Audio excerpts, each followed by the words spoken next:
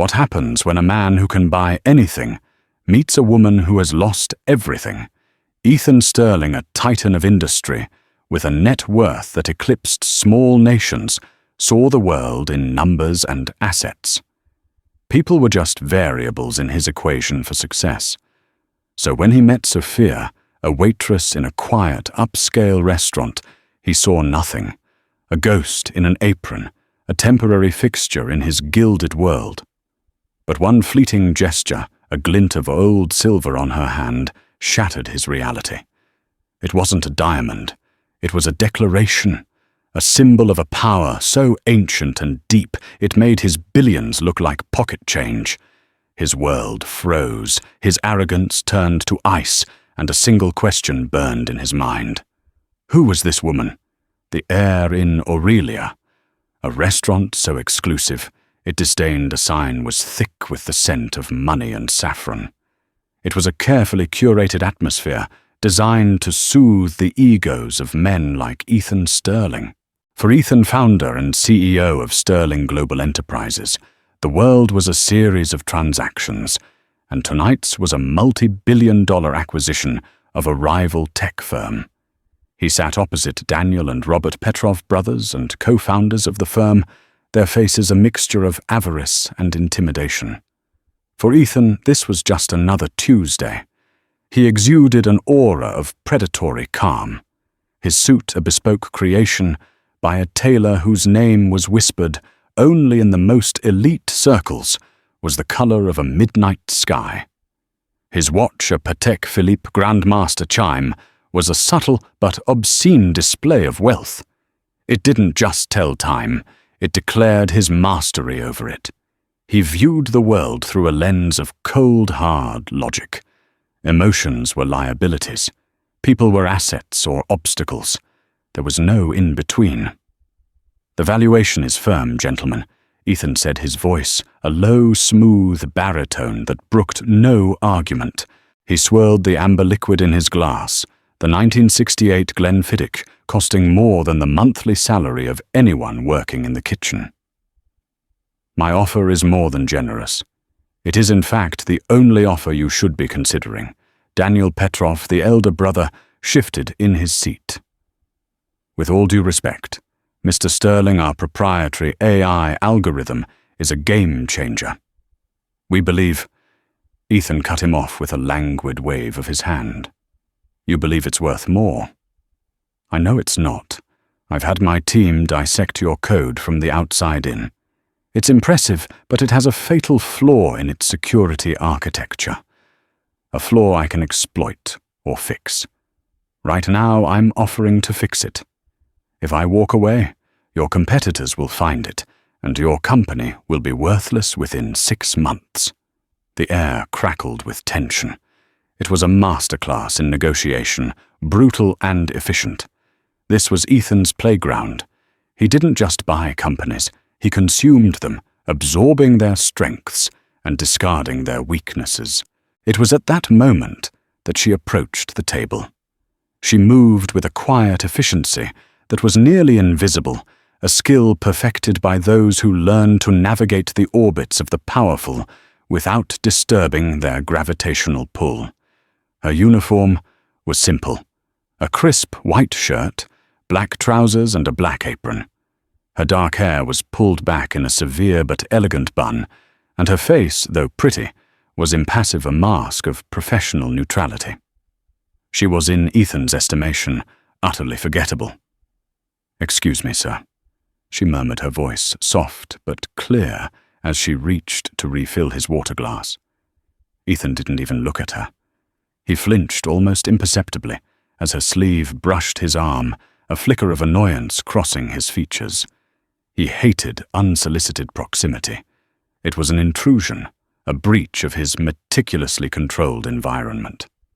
"Watch yourself," he said, the words a cold snap in the warm room. The waitress paused, her hand holding the crystal pitcher hovering for a fraction of a second. She said nothing, simply completed the task and moved to the next glass with the same silent grace. But Ethan felt a subtle shift in the atmosphere, a prickle of something he couldn't name. He dismissed it as irritation. The Petrovs were wasting his time, and this clumsy interruption was just another annoyance in a long day. Throughout the meal, she was their designated server. Sophia. He'd overheard one of the other staff members call her by name. She performed her duties flawlessly. Plates were cleared, wine was poured, and needs were anticipated with an almost psychic intuition. Yet to Ethan she remained part of the scenery, as relevant as the damask wallpaper or the crystal chandelier. He looked through her, his gaze fixed on the prize, the signed contract that would cement his dominance in the AI sector. As the main course was cleared, Robert Petrov, emboldened by wine and desperation, tried a different tactic. "Mr. Sterling, perhaps we can discuss a more collaborative future. A merger rather than a buyout. We could stay on guide the integration." Ethan let out a soft, humorless chuckle. "Mr. Petrov, I don't collaborate with people I'm buying. I absorb. Sterling Global has a culture of excellence. I can't risk that being diluted." He leaned forward, his eyes like chips of granite. "I am offering you generational wealth for a company that is frankly on a countdown to oblivion. You should be thanking me, not haggling with me." His dismissal was absolute. The brothers deflated their last vestiges of resistance crumbling. The prize was won. All that remained was the paperwork. As if on cue, Ethan's assistant, a perpetually nervous young man named David, approached the table with a leather portfolio. "The final documents, Mr. Sterling," David said, placing them carefully on the table. Ethan nodded, pulling a heavy silver fountain pen from his breast pocket. It was a custom Mont Blanc, a gift to himself after his first billion. He uncapped it with a satisfying click. This was the moment of coronation, the ritual signing that affirmed his power. He spread the papers, his eyes scanning the final clauses, a mere formality. The Petrovs watched their faces grim, ready to sign away their creation. As Ethan reached for the signature line, Sophia moved in to clear the last of the bread plates. It was an ordinary movement, one she had probably made thousands of times. But this time, her hand passed directly under the soft glow of the table's centerpiece lamp. As she reached for the plate, the cuff of her white sleeve slid back an inch, revealing a slender wrist and the hand that moved with such practiced ease. And on her finger, something caught the light. It wasn't a diamond. It wasn't a gaudy piece of costume jewelry. It was old, heavy silver tarnished with age, a signet ring worn on the fourth finger of her right hand. It was intricately carved, depicting the snarling head of a wolf, its eyes seeming to gleam with an inner fire. The world stopped. The low hum of conversation in the restaurant faded into a dull roar in Ethan's ears. The faces of the Petrov brothers blurred. The pen in his hand felt impossibly heavy, a dead weight.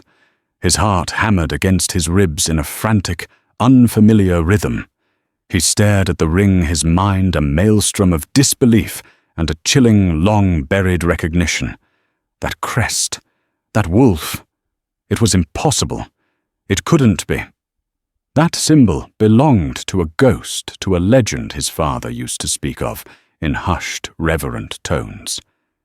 It was the mark of a fallen dynasty, a family of unimaginable power and influence from the old world, a family that was supposed to have been wiped from existence decades ago. He lifted his head, his gaze snapping from the ring to the waitress's face for the first time. He truly saw her. The impassive mask was still there, but her eyes, a deep, intelligent brown, held a flicker of something else. A quiet strength, a profound sorrow, an ancient pride. Ethan Sterling, the man who was never surprised, the man who controlled every variable, froze completely. The pen slipped from his numb fingers, clattering onto the expensive documents and leaving a stark black smear of ink across the signature line like a wound. Sophia Rossi had learned the art of invisibility as a child. It was a survival mechanism, a cloak woven from quiet observation and measured responses. In the opulent dining room of Aurelia, it was her most valuable skill. She saw everything and was seen by no one. She knew which patrons were celebrating a clandestine affair, which business deal was about to collapse, and which families were held together by the thinnest threads of civility. She was a silent confessor to the city's elite, and they never even knew she was listening. Tonight, Table 7 was a study in power dynamics. Ethan Sterling was a predator, and the Petrov brothers were his cornered prey. Sophia had seen his type before, men whose wealth had calcified their humanity. They saw service staff not as people, but as functions, the hand that pours, the voice that takes an order, the shadow that clears away the remnants of their consumption. Sterling was a more extreme example than most. His disdain wasn't just casual, it was foundational to his being. When his sleeve had brushed against hers and he'd recoiled with that cold reprimand, she hadn't been offended. She had simply catalogued it. It was another piece of data, another entry in her mental ledger on the man. She moved through her duties with a practiced, almost meditative calm. The clinking of cutlery, the murmur of conversations, the soft pop of a cork. It was the soundtrack of her current life, a life she had chosen for a very specific reason. Aurelia wasn't just a restaurant, it was a listening post. It was neutral territory, where the city's most powerful players came to dine and deal, and Sophia was there to listen. She was acutely aware of Sterling's gaze, or rather the lack of it. He looked past her, through her, his focus entirely on his conquest. She found it grimly amusing. He was so busy looking at the chessboard that he failed to notice the pieces themselves. He saw the Petrovs fear their weak negotiating position, but he didn't see the flicker of defiance in Daniel's eyes, or the subtle tremor in Robert's hand that spoke of a deep personal loss. He saw only the company, the asset, the numbers on a page. Her own story was written in a language of secrets and shadows. The name, Sophia Rossi, was a shield. The waitress uniform was camouflage. The life she led was a carefully constructed fiction, and its sole purpose was to protect the one truth she had left her identity. An identity bound to the heavy silver ring on her finger. It was her father's ring, and his father's before him, stretching back through centuries. The crest of the wolf, the sigil of the house of De Luca. It was a constant, weighty reminder of who she was, where she came from, and what she had lost. Most people who noticed it, if they noticed it at all, assumed it was a quirky fashion choice. No one had ever recognized it. No one was supposed to. The world that knew its meaning believed her family, and the crest itself had been turned to ash and memory. As she cleared the main course, she felt a change in the table's atmosphere. The fight had gone out of the Petrovs. Sterling had won. He was leaning back, the picture of a victorious king, surveying his newly acquired territory. His assistant was approaching with the documents. The end of the performance was near. She moved to her final task at the table, clearing the small side plates. She worked from Sterling's left, her movements fluid and economical. As her hand extended over the table, her sleeve, always a little too long, slid back. The ring was exposed for a moment under the focused beam of the overhead lamp. For a split second, the intricately carved wolf seemed to almost snarl in the light. She felt his eyes on her. It was a sensation so sudden and intense, it was like a physical blow. For the entire evening, she had been a ghost. Now she was the only thing in the room he could see. She didn't look at him, keeping her face a mask of professional neutrality, but she could feel the sheer force of his attention. It was unnerving. The air grew thick and heavy, charged with a sudden, inexplicable energy. She saw the pen drop from his hand. She heard the small, sharp clatter as it hit the papers, followed by the stunned silence of the Petrov brothers and the worried gasp of Sterling's assistant. She completed her task, lifting the plate from the table, her movement steady, despite the sudden frantic beating of her own heart.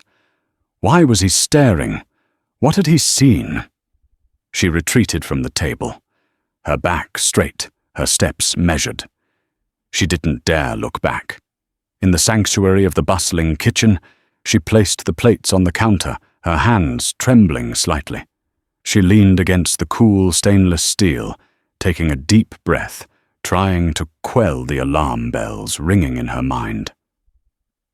"Everything all right with table 7? Sophia asked Jacques, the grizzled head chef, not looking up from the delicate arrangement of a dessert. "Fine, chef," she said, her voice steadier than she felt. Mr. Sterling just dropped his pen.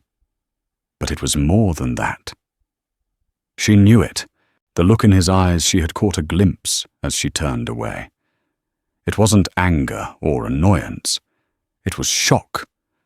A profound, soul-deep shock that had stripped away the layers of arrogance and left something raw and exposed. It was the look of a man who had just seen a ghost. A cold dread trickled down her spine. For years she had lived in the shadows, carefully maintaining her cover. Had she made a mistake? Had she become careless? The ring was a risk, she had always known that. Her guardian Matteo had warned her against wearing it. "It is a beacon, Sophia," he had said, using her true name. "To those who know it, is a light in the darkness." But light attracts moths, and it also attracts predators. But she couldn't bear to take it off. It was her last tangible link to her parents, to her heritage. It was her promise to them. She busied herself with polishing silverware, her mind racing. Who was Ethan Sterling, really? She knew his public profile, of course. A ruthless tech mogul, a self-made billionaire who had clawed his way to the top. But no one knew everything about anyone. What connection could he possibly have to a fallen Italian dynasty? Was it possible he knew, after all these years had her past, finally caught up with her, in the most unlikely of places, on the hand of a man who hadn't even deemed her worthy of a single glance? The rest of her shift stretched before her like a tightrope walk over a canyon. She had to return to that table. She had to face the man whose world had just been rocked by the ghost on her finger.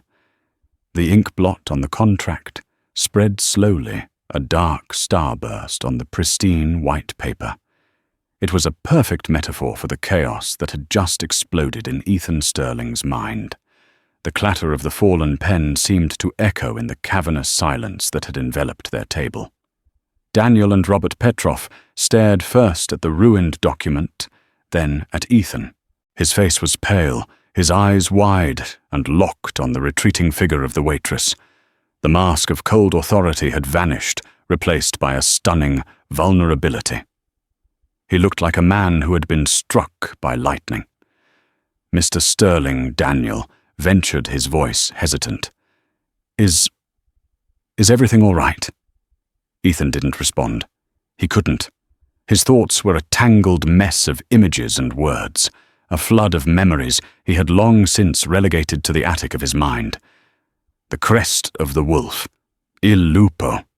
He could almost hear his father's voice, low and grave, or telling him stories, not of fairy tales, but of power of old families, who played a different game with different rules. They weren't kings or presidents. Ethan, his father, William Sterling, had once told him a rare moment of connection between the two stern, ambitious men. They were something older.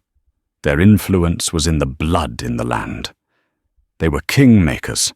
The De Luca family was the greatest of them all, but they are gone now, consumed by their own pride and the jealousy of lesser men. Ethan had dismissed them as the romantic ramblings of an old man, tales of a bygone era, that had no relevance in his world of silicon and stock options. Old power was quaint, new power was absolute, and he was its architect. Yet here it was, the symbol from those stories, not in a dusty book, but on the hand of a waitress named Sophia. The name meant nothing. The ring meant everything. He finally tore his gaze away from her and looked at the stunned faces opposite him. He needed them gone. Now. The carefully constructed reality of the evening had been irrevocably broken, and he couldn't process this impossibility with an audience. He took a deep, shuddering breath and reassembled his composure piece by piece. The mask settled back into place, but it was a brittle imitation of the original. "My apologies, gentlemen," he said. His voice strained. A sudden, dizzy spell. "We will conclude this tomorrow." He gestured to his assistant, who was hovering anxiously. "David, see the Messrs. Petrov out. Arrange for their car." "But the contract," Robert began, pointing at the ink-stained papers. "The contract can be reprinted." Ethan snapped his patience. "Gone." "The deal stands. We will sign in my office. 10 a.m. Do not be late." It was a dismissal as clear and sharp as the cut of a diamond. There was no room for argument. David flustered, but Efficient quickly ushered the bewildered brothers away from the table, their quiet protests swallowed by the restaurant's ambient noise. Now he was alone. The table was a wreck of half-eaten desserts and abandoned glasses. He felt a desperate, urgent need to see her again, to confront her, to demand answers. He scanned the dining room, but she was gone, likely having retreated to the sanctuary of the kitchen. He signaled for the manager, a portly man named Gerard, who scurried over his face, a mask of professional concern. "Is everything to your satisfaction, Mr. Sterling? I do apologize for any inconvenience." The waitress Ethan said, his voice low and intense. "The one who was serving my table. Sophia. I need to speak with her." Gerard's face tightened. "Sir, our staff are not permitted to fraternize with the guests. It is a strict policy." Ethan reached into his jacket and pulled out a slim black credit card, the Centurion card from American Express, made of anodized titanium. He placed it on the table. "I'm not asking to fraternize with her. I am asking to speak with her. It is a matter of extreme importance. Settle the bill for my party and add a $20,000 tip for the inconvenience. Then send Sophia to me." Gerard's eyes widened at the sum. It was more than his monthly mortgage payment. His professional principles evaporated in the face of such overwhelming financial persuasion. Of course, Mr. Sterling. Right away. I will send her to your table immediately." Ethan waited. The seconds stretched into an eternity. His mind raced, trying to formulate a plan, a line of questioning. How did one interrogate a ghost? What could he even ask? "Excuse me, I believe you're wearing the signet ring of a supposedly extinct European dynasty. Care to explain?" It sounded insane. Then he saw her approaching. She walked with the same quiet poise, but he could see a tension in her shoulders that hadn't been there before. She stopped a respectful distance from the table, her hands clasped behind her back. She didn't look at him directly, her gaze fixed somewhere over his left shoulder. "You wish to see me, sir?" She asked, her voice a soft, controlled murmur. "Yes," Ethan said. He gestured to the chair opposite him, the one Daniel Petrov had just vacated. "Sit." She hesitated. A flicker of defiance crossed her face. "Sir, I am not permitted." "Sit down," he commanded, his voice edged with an authority that was almost physical. This time she complied, perching on the edge of the velvet chair, looking utterly out of place in her simple uniform amidst the opulence she was paid to maintain. He stared at her, the silence stretching between them. He was searching for a clue, a hint of the noble blood his father had spoken of. He saw a young woman with weary, intelligent eyes and a jaw set with a determination that seemed at odds with her profession. Finally, he spoke, his voice barely a whisper. The ring. Her gaze dropped to her hand, which she had rested in her lap. She instinctively curled her fingers over it, a protective gesture. "It was my father's," she said simply. Her voice was calm, but he could hear the faint, underlying tremor. "Your father's name?" Ethan pressed. "Antonio Rossi," she replied, her voice even. A lie. He knew it was a lie, but he didn't know how he knew. It was a gut feeling, a primal certainty. Rossi was a common name, a safe name, the name of a nobody. But the woman before him was not a nobody. And he was a stonemason, she said, the lie compounding. He was a good man. He died many years ago. Ethan leaned forward, his elbows on the table, his hands clasped together. He pitched his voice low, so only she could hear. "I'm going to ask you again, and I want you to think very carefully before you answer. Where did you get that ring?" Her eyes finally met his. For the first time, he saw past the waitress's mask. He saw fire.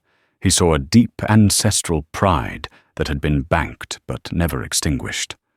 "I already told you," she said, her voice now laced with steel. "It was my father's. It is a family heirloom." "What family?" he demanded.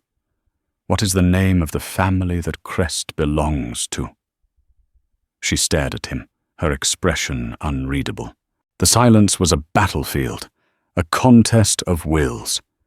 He was a man used to getting what he wanted, to people crumbling under the weight of his power. But she did not crumble. She held his gaze unblinking. "I think you already know," she said softly, and in that moment, the power dynamic between them shifted irrevocably. The billionaire and the waitress ceased to exist. In their place were two people bound by a shared, impossible secret, standing on the precipice of a history that was supposed to have been buried forever. The restaurant, which had felt like his personal kingdom only an hour before, now seemed like a hostile alien landscape. Ethan felt exposed, vulnerable, in a way he hadn't since he was a penniless teenager, vowing to conquer the world that had cast him aside. The woman sitting opposite him, Sophia, had upended his universe with 4 quiet words. "I think you already know." It wasn't an admission, but it was a confirmation. She knew what the ring was, and she knew that he knew. His mind, usually a sharp instrument of logic and calculation, was struggling to keep up. The De Lucas, a family whispered to have once held the puppet strings of European finance and politics, operating from the shadows, with a reach that defied borders and governments. They were legends, cautionary tales told to ambitious young men like himself about the hubris of old power. His father had been obsessed with their story, with their sudden, catastrophic fall from grace. A series of financial disasters, political scandals, and a final tragic accident that claimed the last known heirs, the entire line extinguished in a single generation. Or so the world believed. "That's not possible." Ethan breathed the words meant for himself as much as for her. "They're all gone." Sophia's expression remained guarded, but a flicker of pain crossed her features, so fleeting he might have imagined it. "Beliefs can be mistaken, Mr. Sterling." He needed to get her out of here, away from the prying eyes of the staff and the few remaining patrons. He stood up abruptly. "We can't talk here. My car is outside. It wasn't a request." She stood as well, a silent, dignified protest in her posture. "I'm still on my shift. I can't leave." "Yes, you can," Ethan said, his voice regaining some of its familiar command. He strode over to the manager, Gerard, who was hovering nervously by the Metrodis stand. "Sophia's shift is over for the night, for the week, for as long as I require. She is now on my payroll as a private consultant at a salary of $500,000 a year, effective immediately. Arrange the paperwork. My office will be in touch." Gerard stared, dumbfounded, his mouth slightly agape. Ethan didn't wait for a response. He turned back to Sophia, whose eyes had widened in shock at his declaration. "Let's go," he said, his tone leaving no room for refusal. The ride in his custom Maybach was silent and suffocating. The car, normally a sanctuary of leather and polished wood, where he could control every aspect of his environment, felt like a cage. Sophia sat as far from him as possible, her hands clasped in her lap, her gaze fixed on the rain-streaked cityscape flashing past the tinted windows. Ethan watched her reflection in the glass. Who was she? Was she a con artist? Had she somehow acquired the ring and crafted an elaborate story, but his gut, the instinct that had made him a billionaire, told him no. There was an authenticity to her, an ingrained nobility that couldn't be faked. It was in the way she held her head, the quiet resolve in her eyes. It was the bearing of someone who knew her own worth, regardless of her circumstances. The car purred to a stop in the private underground garage of his penthouse, a triplex palace in the sky that afforded him a god's-eye view of the city. He led her to the elevator, which opened directly into the living area of the apartment. The room was vast and minimalist, with floor-to-ceiling windows on 3 sides. It was a monument to modern wealth, beautiful but sterile. Sophia stepped inside and paused, her gaze sweeping over the cold, impersonal space. She seemed unimpressed, her focus inward. Drink Ethan offered, moving to a bar stocked with bottles that were works of art. "No, thank you," she said. He poured himself a generous measure of scotch, the sharp burn a welcome anchor in the sea of his confusion. He turned to face her. "I want the truth. All of it." "Who are you?" She finally looked at him, her expression a mixture of weariness and defiance. "My name is Sophia Rossi. I am a waitress. Everything else is in the past. The past has a funny way of not staying there," Ethan shot back. "That ring on your finger isn't the past. It's the present. It's sitting in my living room. That crest belonged to the DeLuca family." "Are you a DeLuca?" She flinched at the name, a clear, undeniable reaction. She took a deep breath as if steeling herself. "That name means nothing anymore. It's just a story. It's not just a story to me," he said, his voice rising, the frustration boiling over. "My father, he spoke of them. He spoke of their fall. He called it the great tragedy of the modern age. He believed they were betrayed."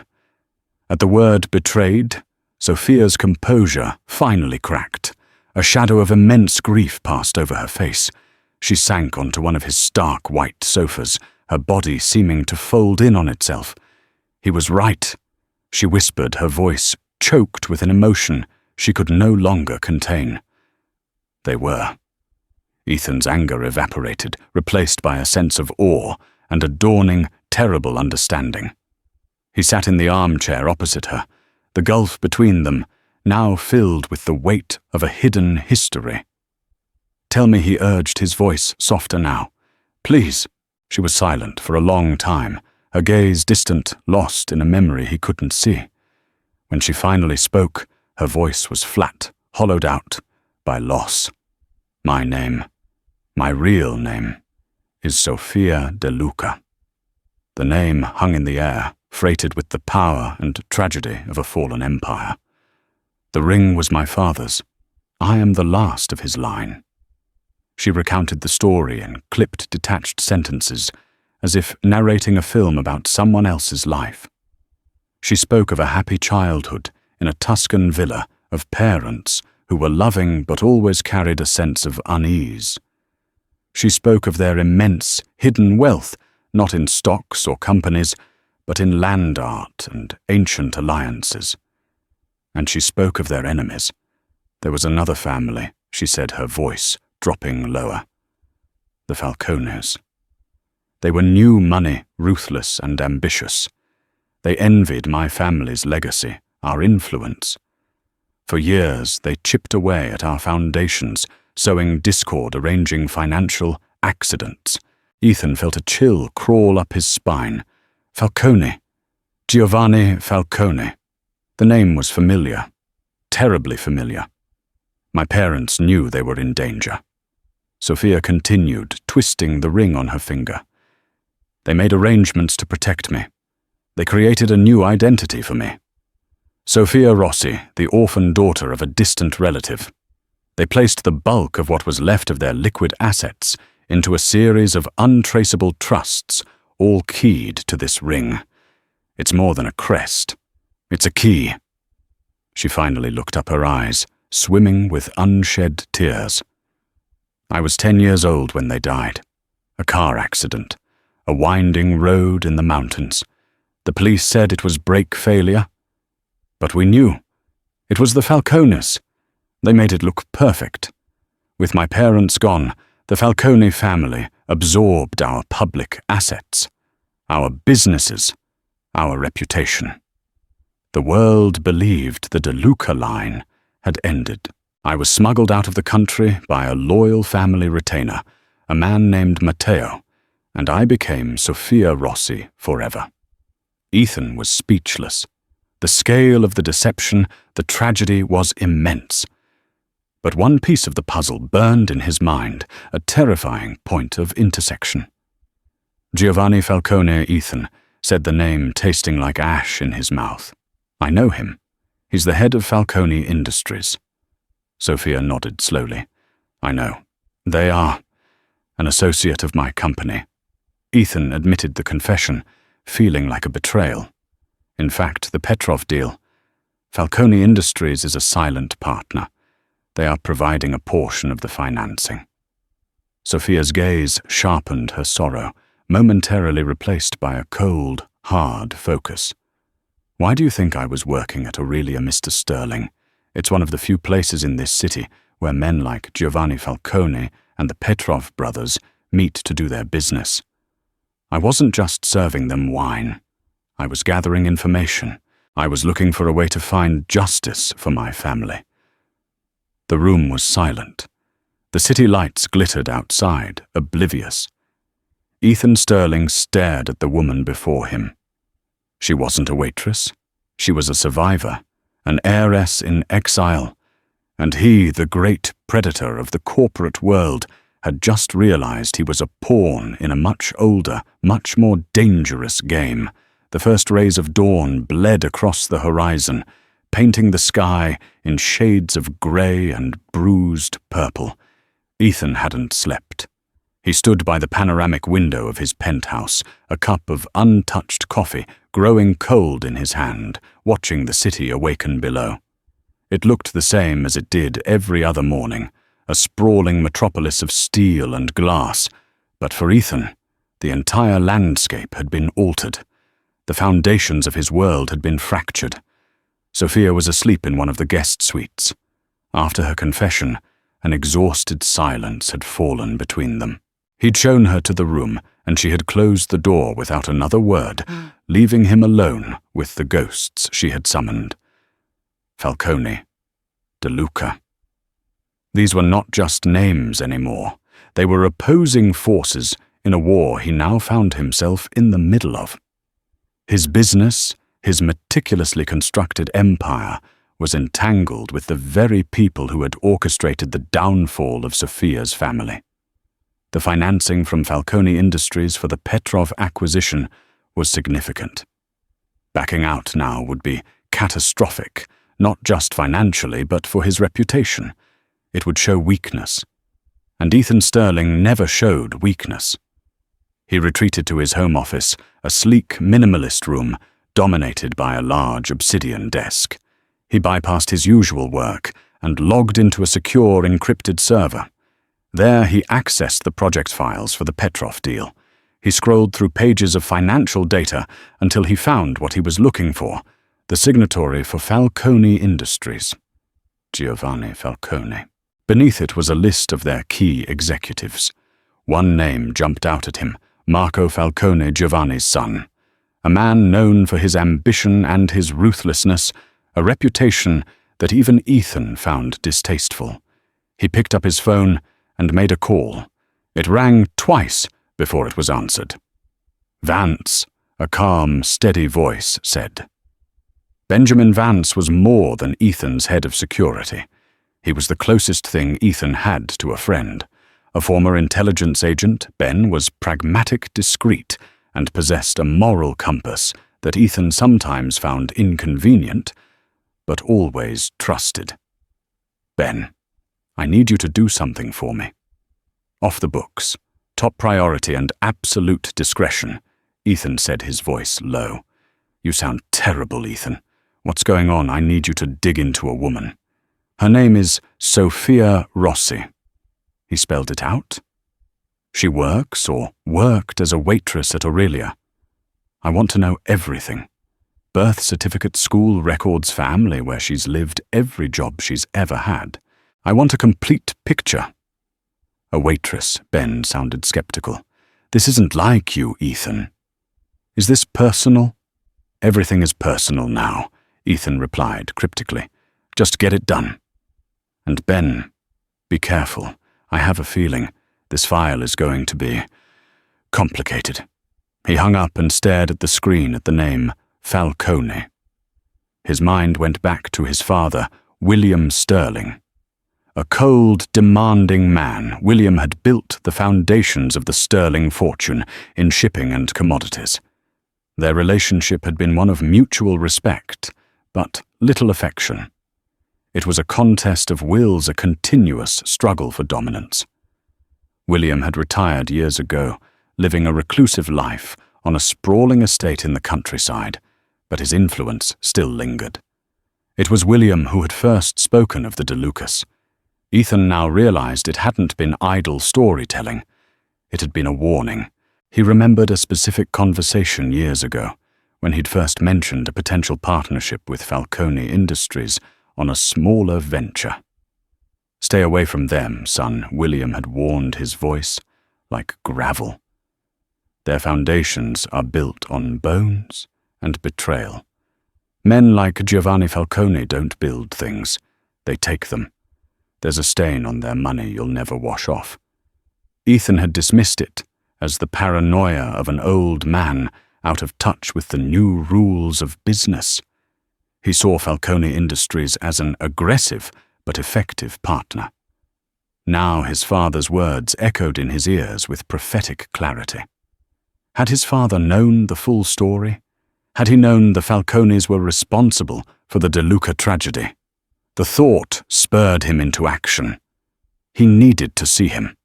It was a conversation they should have had years ago. He told his driver to prepare the helicopter. The flight to his father's estate was a blur of green countryside. The Sterling estate was an old-world fortress, a stone manor set on hundreds of acres of rolling hills. It was a world away from Ethan's glass tower in the city.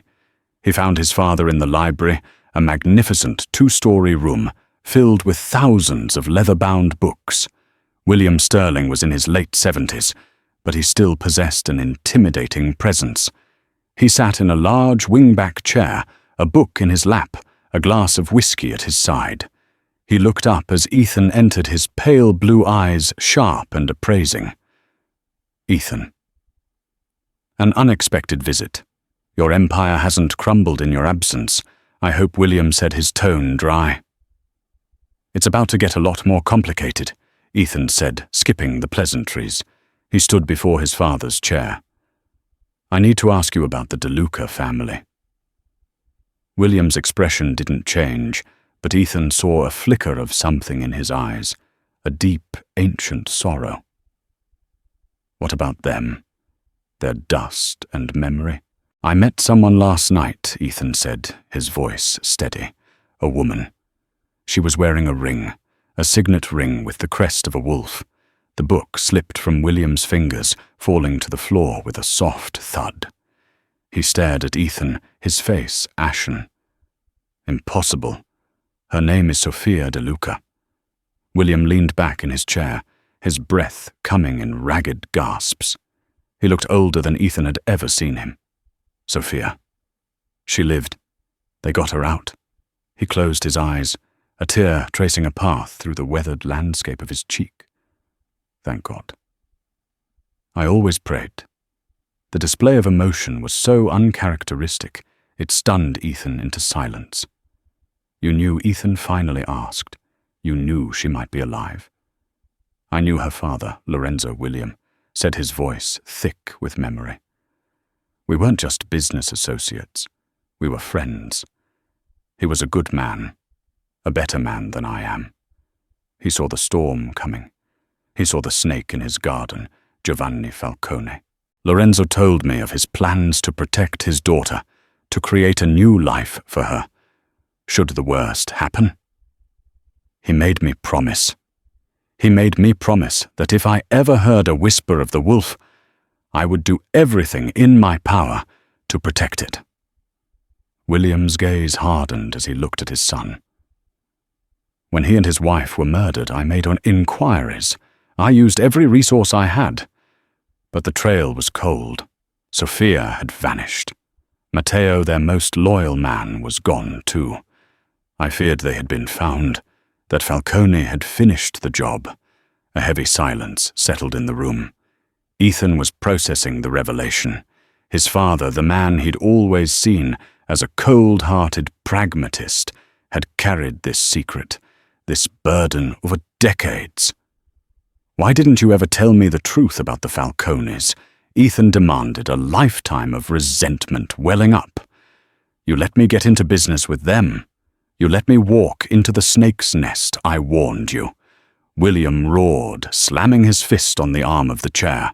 "I told you they were poison, but you never listen. Do you, Ethan? You were always so arrogant, so sure you were smarter than the old man. You thought my principles were weaknesses. I couldn't tell you the whole truth, because it would have put a target on your back. To know about Sophia was to be in danger. But I warned you away from the Falcones in the only way I knew how. You chose not to listen."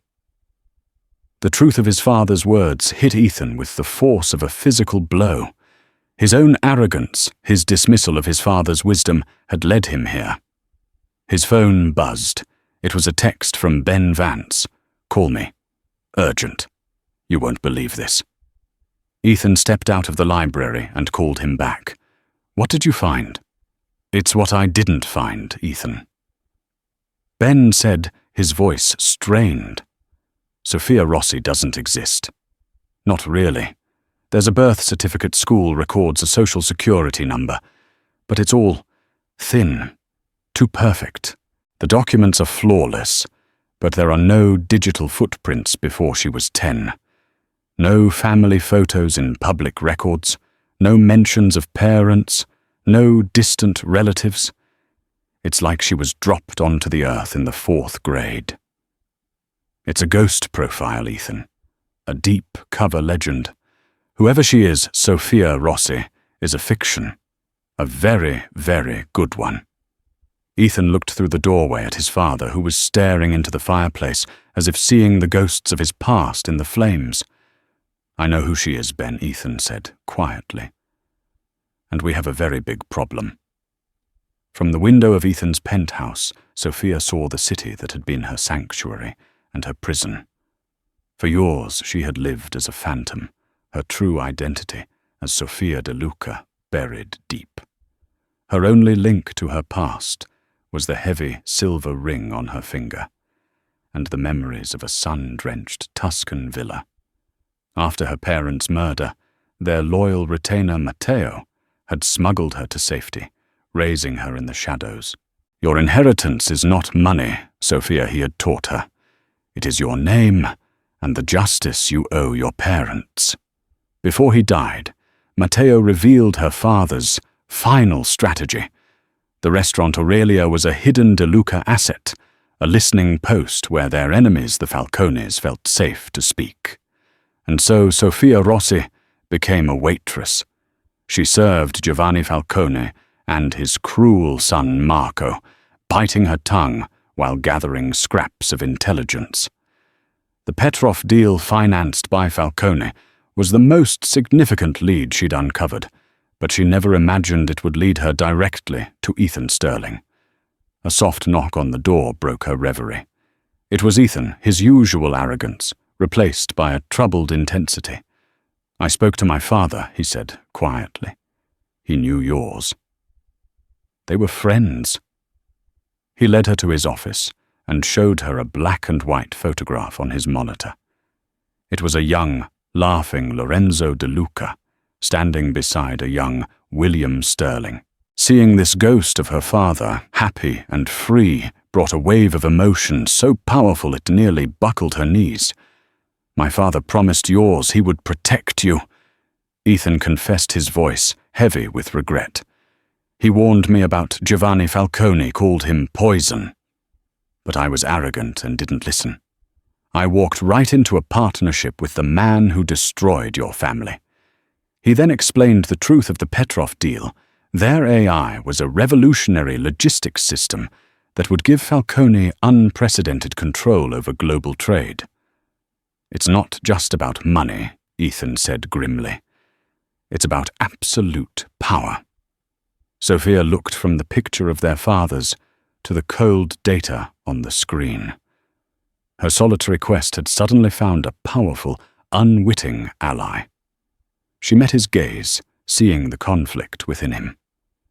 "Your father made a promise to mine," she said, her voice clear and strong. "He promised to protect the wolf. That legacy, it belongs to you now, Ethan." She appealed not to his guilt, but to his honor. She was offering him a chance to redeem his father's promise. In that moment, Ethan's choice became clear. This was not a business decision. It was a reckoning. "Giovanni Falcone isn't getting that company," Ethan declared, his voice cold as steel. "He's going to get a war." The boardroom at Sterling Global was a stage set for the final act. Giovanni Falcone, flanked by his son, Marco, oozed confidence. The Petrov brothers fidgeted, while a team of lawyers shuffled papers. "Ethan, my boy, a pleasure." Giovanni boomed. "A partnership to redefine the future. There will be no partnership, Giovanni." Ethan stated, his voice cutting through the room. "The deal is off." Falcone's smile vanished. "This isn't a negotiation. It's a history lesson. Tell me, do you remember the name Lorenzo De Luca?" A flicker of fear crossed Giovanni's eyes. An old acquaintance. A tragic end. "He was more than that," Ethan countered. "He was a visionary who designed the core architecture of the Petrov's AI almost 30 years ago. Your algorithm," he said, turning to the brothers, "is a digital copy of his stolen work." On the boardroom's main screen, an image of a notebook page appeared, filled with equations and signed L. De Luca. "Lorenzo was my father's friend. He sent him his research for safekeeping before he was murdered."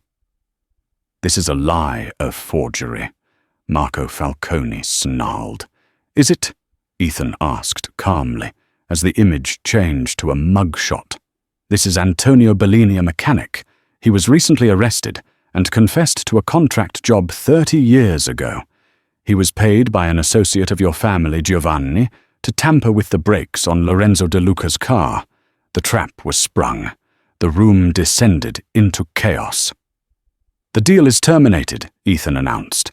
"My company has acquired the rights to this technology from Lorenzo's sole surviving heir. As for you, Giovanni, homicide detectives are waiting in the lobby."